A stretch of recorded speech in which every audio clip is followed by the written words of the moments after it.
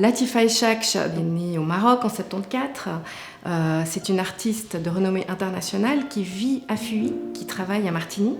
Donc pour nous, c'était vraiment très important, une fois, de vraiment l'accueillir pour une exposition personnelle au manoir de la ville de Martigny, sur ses terres. C'est une artiste qui compte parmi les artistes les plus reconnus internationalement sur la scène de l'art contemporain.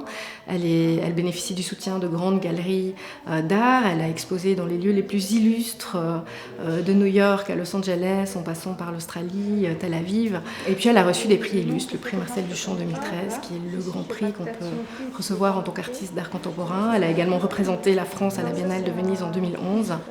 Pour cette exposition, nous avons proposé à Latifa Eshakch une carte blanche.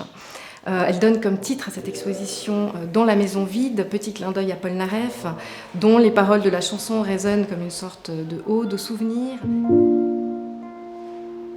J'avais envie particulièrement de m'intéresser à la notion de mémoire et comment on peut se remémorer les choses dans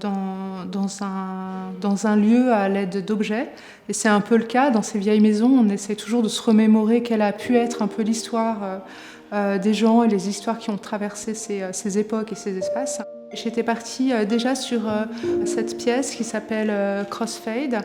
Je voulais montrer cette pièce-là, mais en ignorant quelque part un peu le lieu. C'est pour ça que j'ai pris le parti de faire une cloison intérieure, comme une espèce d'enveloppe intérieure, qui toucherait tous les murs extérieurs du premier étage et qui ignorait totalement la configuration de l'espace.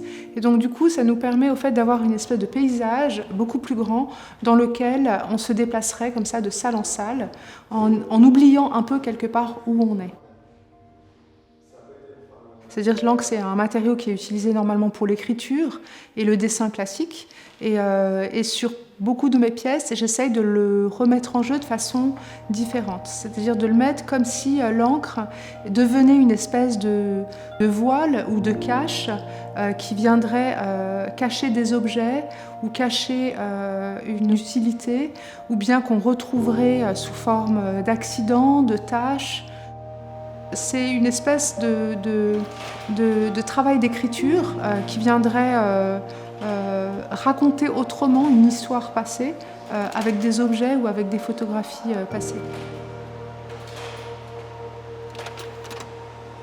La pièce qui s'appelle Vendredi 11 août 1989, et c'est un travail d'écriture pure au fait, que j'avais fait dans mon journal intime, quand j'avais 14 ans. C'était une espèce de texte un peu comme ça, revendicatif à l'époque de ce dans quoi je voulais engager ma vie. Donc c'est un texte comme ça très naïf, mais très politique, très engagé.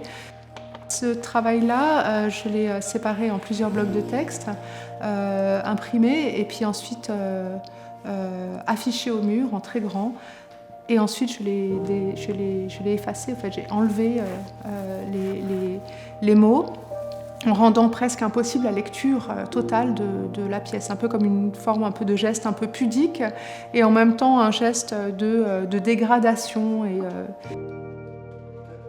La plupart du temps, quand je dégrade dans mon travail des objets ou des murs ou des textes, souvent c'est pas pour une forme on va dire, de violence ou de destruction à tout prix. C'est vraiment pour me dire, quand on enlève les choses, on se retrouve devant un sentiment, qu'il soit de tristesse ou de mélancolie, ou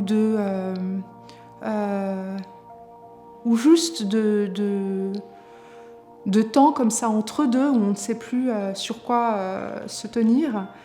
Et c'est vraiment ce sentiment-là qui est dans qu'est-ce qu'on fait maintenant ? Qu'est-ce qu'on fait maintenant que ce ciel-là est détruit ? Qu'est-ce qu'on fait maintenant que ce texte est effacé ?